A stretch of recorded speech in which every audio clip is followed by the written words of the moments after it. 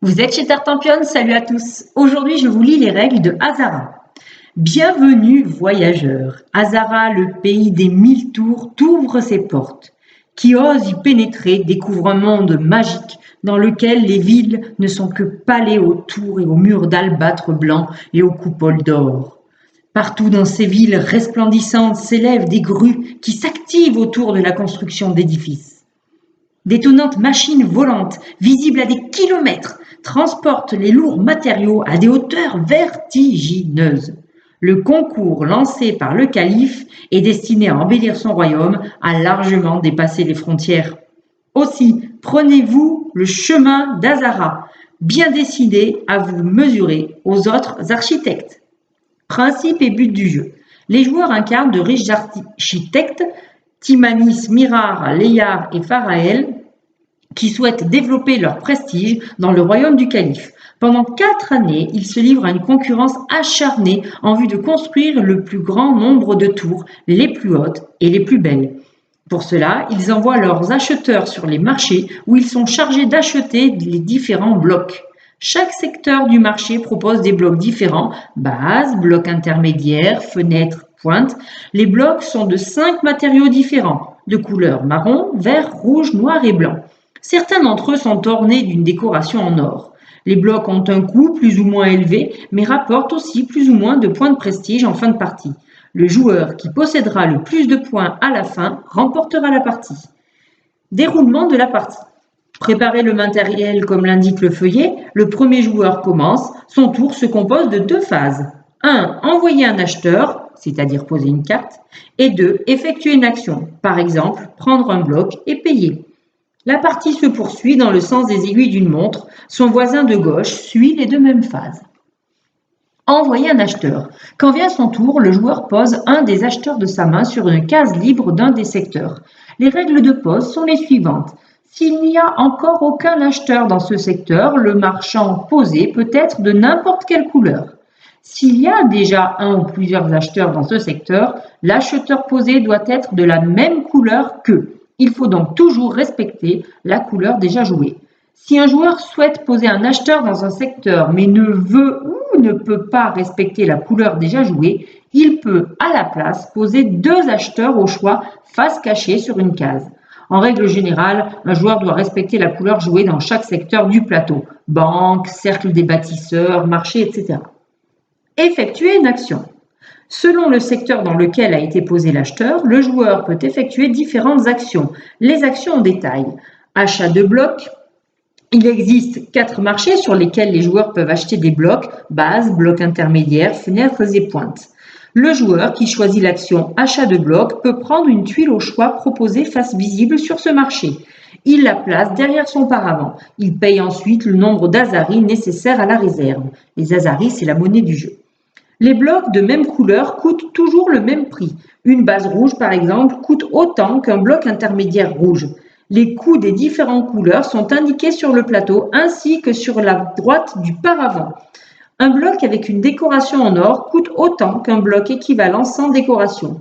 Important, toujours vérifier ensemble que tout le monde paye bien. Construction d'une tour. Les joueurs bâtissent leur tour à l'aide du cercle des bâtisseurs. Celui-ci est composé de 7 cases dont les coûts varient de 1 à 7 azaris.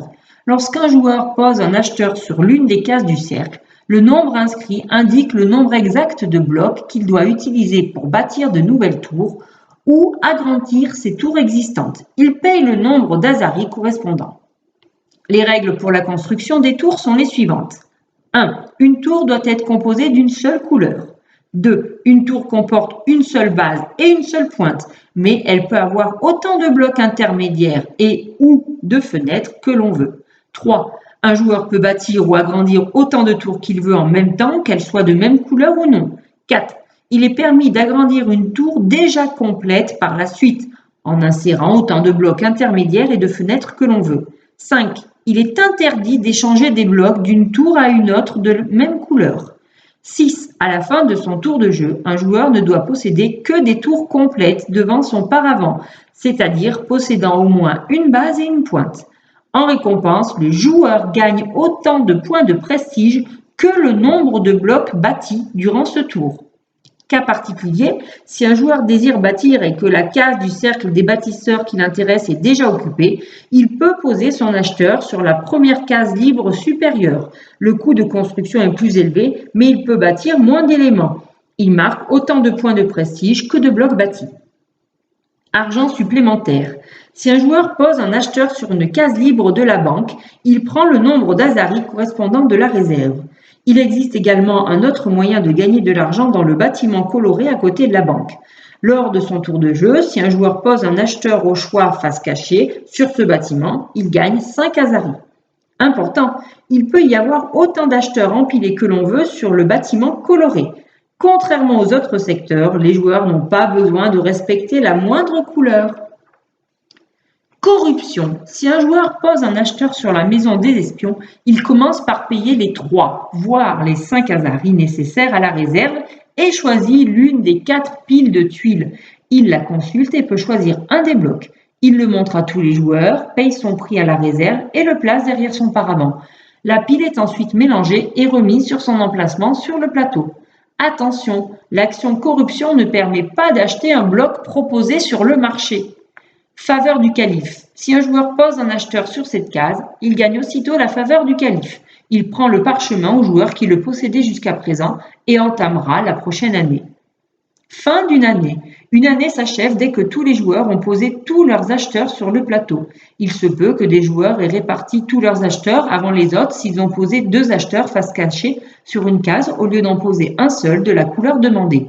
Dans ce cas, le tour de ces joueurs est simplement sauté jusqu'à ce que chacun ait posé tous ses acheteurs. Décompte annuel. Il y a un aide-mémoire sur la gauche du paravent.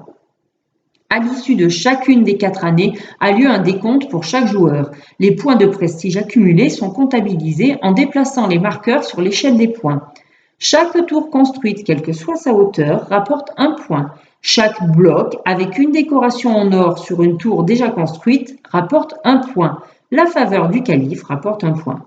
Conseil. Comme les blocs avec une décoration en or rapportent chaque année un point, il est intéressant de privilégier leur achat. À la fin du décompte annuel commence l'année suivante.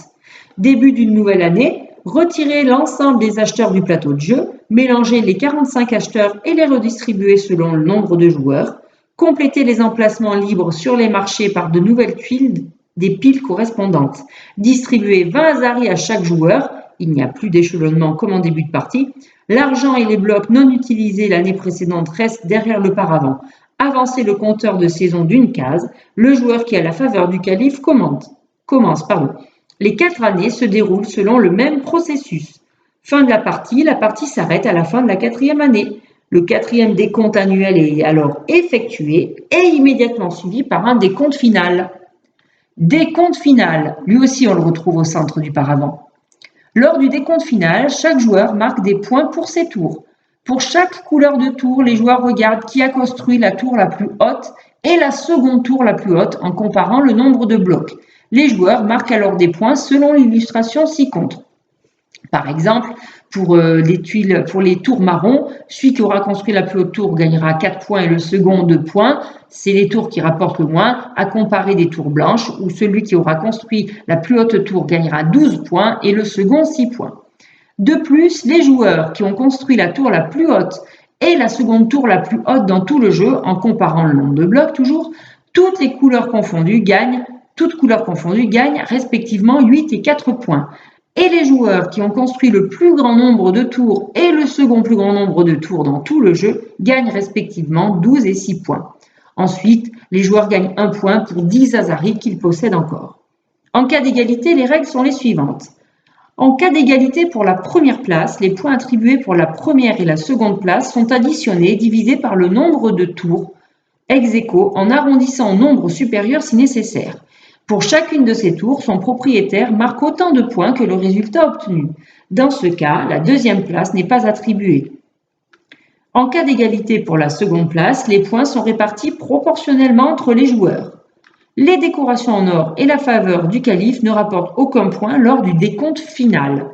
Le joueur qui totalise le plus de points à l'issue du décompte final remporte la partie. En cas d'égalité, il y a plusieurs vainqueurs. Règles avancées. Les règles restent les mêmes que dans le jeu de base à l'exception de 2 nouveaux éléments, recrutement d'acheteurs et maison aux fenêtres éclairées.